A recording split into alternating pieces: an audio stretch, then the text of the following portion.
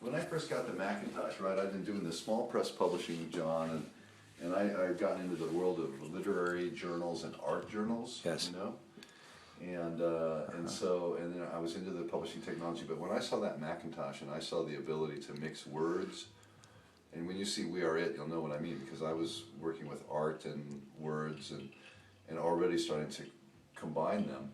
But the idea that you can combine words and art and scanned imagery all in this one thing was phenomenal to me. I was just like, unbelievable. And so that's why I started doing my own experiments. That's a scan, a close-up of a, I don't know, famous photographer's art, and then that's my poetry put in there. Got it. And so these were my early Mac experiments. And this is a silk screen that I did, and it was all about how do you get the little black and white art out of the thing, and so that was the silk screen series. And this one was just writing alone, but it was printed on fine art, Arches paper, and it was just a one-off, printed out and signed. And automatic writing. And so those were some of my early, and this is an example of the art I was doing before I was turned on to the Mac. So I was already playing, and I discovered Escher while I was working on this piece, and I did these designs from Escher's influence. Anyway. Right. So that was.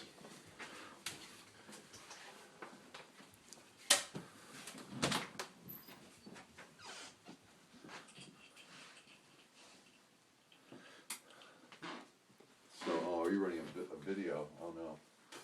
It's I good. have to light my cigarette. It's good.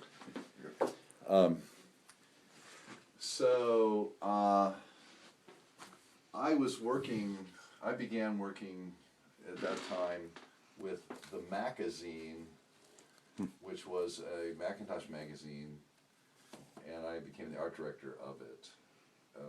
And I started looking for artists who were actually doing artwork on the Mac, and there were hardly any because there wasn't that much art on the Mac. But I did publish a few of them in the magazine, and I put some of my own art in it. And then I did an ad in the magazine for the Verbum Journal, which was my concept of a art journal in the tradition that I'd already experienced in the small press world when I was doing. And this is the I've jumped into Verbum, but this is the era before it was deep ecology, and this is my small presses and computer books and things that we were doing. So that's how I got into computer stuff, was this first era of publishing in the late 70s and early 80s. But then in the mid-80s, I started Verbum, working on the magazine. And so this was the issue. And the concept was we're going to do a magazine using these new tools, and we're going to show how the tools evolve by using the tools, and we're going to have artists use the tools that are, and so this was super primitive, but it was done, on a laser writer, and this is mostly my art in this one, and it was just kind of a prototype, and it was all art, and then it had the art of a few other artists that I had come across, so it was very, but it just kind of got the idea out there, and then we started a real magazine with this, which actually had, it was pretty similar, but it had some actual articles about PostScript in it, and it had some advertising, including the first ad for Adobe Illustrator, which we created because Adobe didn't have an ad for it yet. Wow. And they barely knew how to market it. That's the first ad for Adobe, and you helped them with it. For Adobe Illustrator. We basically just took the stuff, and Apple actually commissioned they bought 1,000 copies of this and gave it to developers. And so then the magazine, Talk about making the movement, huh? it became a magnet for the early adopter artists who were using the tools, and the technology people and the companies who were making the tools, and it evolved over 5 years. It was about 18 issues, quarterly issues, and it's kind of neat when you look back because it shows the history. And this issue is a more later one. It is one of the later ones in like 1990. And by then it was 4-color and high res, and there was a lot more sophisticated graphics tools, and we were totally into the multimedia, which was going on. Macromedia, yeah. And then we brought out Verbum Interactive, which was a CD-ROM version of our magazine in 1991. And since I can't run that, there's no way for me to show it, but I can show you in this Japanese book, which is about the history of desktop publishing. And they start the history with me of the desktop publishing with a deconstruction of the Verbum magazine through. They kind of show how they take it through the timeline and extract from our pages how the digital tool set evolved over those years, and then they get into Verbum Interactive. And so there's Verbum Interactive, which was the first true multimedia CD-ROM. It had digital video on it. It was before QuickTime, and it was using, Director, Macromedia Director, Macromedia the first Director, I remember, right, program, and it was really showing what you could do with lingo. And we had a young programmer named Michelle Kripalani who was just a genius with lingo. And so this thing was the proof of concept for multimedia at the time. All the shows, I walk around the trade shows and see it running. I'd see it myself, because this was the second disc. The first disc was an interactive magazine, and then this was the Round Table, which was a partnership with GTE Imagitrek, which they had been into CDI technology. But we showed them that CD-ROM was where it was going, and CDI was a dead end, so they invested in this because they wanted to play in this game. And so this was very cool. We interviewed 6 multimedia experts and asked them 50 questions. And then, so you can go through this and pick a topic, like industry, and then you can find a question, and then you click on the guy to answer the question, and he appears in this window answering it. So it's a very neat cool interactive roundtable that you can go through in various ways. And I'm surprised that this template hasn't been used more to capture conferences. But that was a very cool thing. Anyway. Yeah. But, so that was Verbum Interactive. Well, a way to archive a conversation. Yeah, we did then all these books through the 90s. We started the Verbum Book of series. Now, why Verbum? What did Verbum mean for you? Why that word? Verbum came from M.C. Escher had titled one of his pieces Verbum, which I have in the front room actually, and it has the word verbum at the center, and then an emanation of all the plant kingdoms and fish, and emanating from the word, the creation. And so, to me, verbum was implying the meaning of verbum is creation and language kind of in one, that the world is called into being by language. And and to me it was like, oh, that's what code is. And this is the new realm of art and language and code meeting. The language of art, the language of literature, and the language of digital media all being code. It's all code. And that we were also multimedia. The dream of multimedia was the evolution of this original impulse to create through code into more diversity and more power. And so our journey of Verbum was kind of like, let's explore this. And so that led to the Digital Being events. These were these books are all pretty pioneering. I mean, these were the first books that really had an integration of a CD-ROM and a book. And it was teaching multimedia with multimedia. And the book was also integrated in a way that I've also not seen much.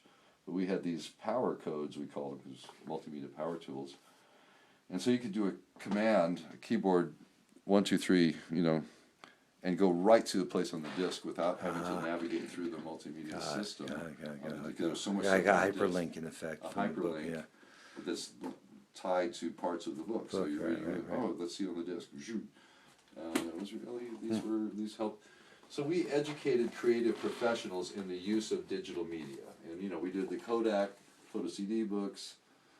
I got a lot of great famous photographers involved in that.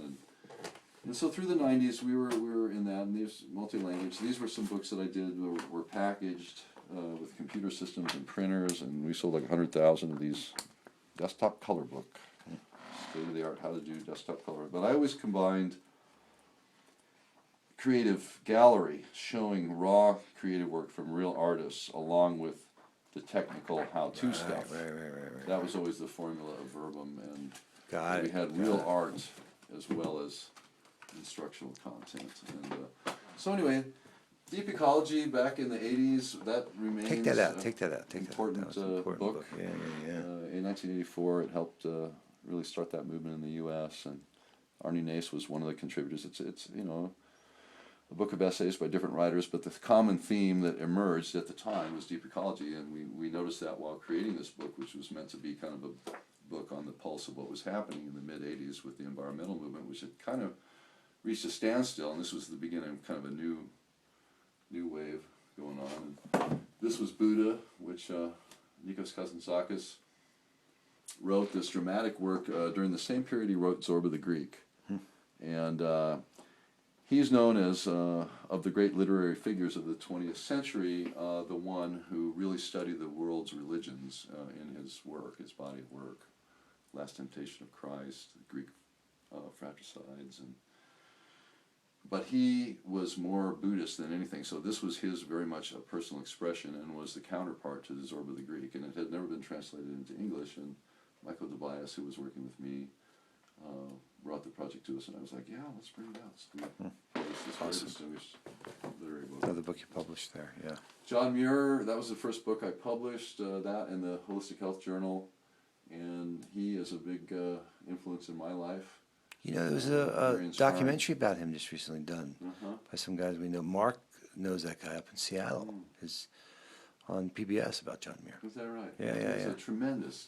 This is a biography, and that was a beautiful karmic story. This one project launched my publishing career, and it also satisfied the career of the guy who wrote this, James Mitchell Clark, who had passed away by the time this book came to me. His wife brought this, his widow, brought this project to me, which had been, you know, the last big work of their life, and they were environmentalists, Helen and Jim in San Diego, and he had always dreamed of this book being published by the Sierra Club, and they submitted it to the Sierra Club, and the editors there loved it, but they had to reject it because it wasn't scholarly enough. It was, in some people's estimation, it wasn't the proper kind of scholarly work because it's more of a narrative style biography, very readable. It reads like a novel. It's fantastic. And then they took it back a second time to Sierra Club because some other editor brought it in, and they rejected it a second time. And then Jim passed away, and then Helen brought it to me and said, I want to do this book myself. I'm not going to stand for this anymore. We're going to bring it out. And I was had been helping people publish books, and I was wanting to start my own small press, so this became our first project. And after we brought out the hardcover of this book, and did a good job getting it out in the world, getting it out to libraries, and but it was still a small press distribution. So I took it to Sierra Club, and they bought the rights from me, and they brought out this paperback, and so it ended up being published after all by Sierra Club. Wow, because that's they could publish a reprint versus an original one. So they different standards. So politically, they could do it. Yeah. And so that was, anyway, a karmically wonderful, wonderful project. Beautiful. Helen Clark was a beautiful friend, an 80-year-old early environmentalist that totally inspired me, you know. Yeah. And that's what led to me meeting Michael Tobias and doing the Deep Ecology book, and then meeting Paolo Soleri and doing his book on Arcosun, which I think is out front somewhere. Yeah. But so Wow. anyway, that's, you know. Amazing, Michael. Yeah.